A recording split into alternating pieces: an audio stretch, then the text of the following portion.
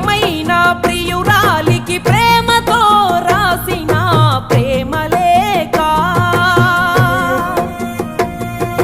స్వయమైన చేతులతో ముక్కలుగా చింపిందే మనసు లేక నువ్వు ఊర్వశివని కాదే నిన్ను ప్రేమించింది, నువ్వు దేవతవని కాదే నిన్ను పూజించింది, నువ్వు నింగివని కాదే నేలనేమైంది, నా ప్రాణం అనే కదా నీకు అలుసయ్యింది. రాతలో లేని రాదమ్మ చెప్పలేను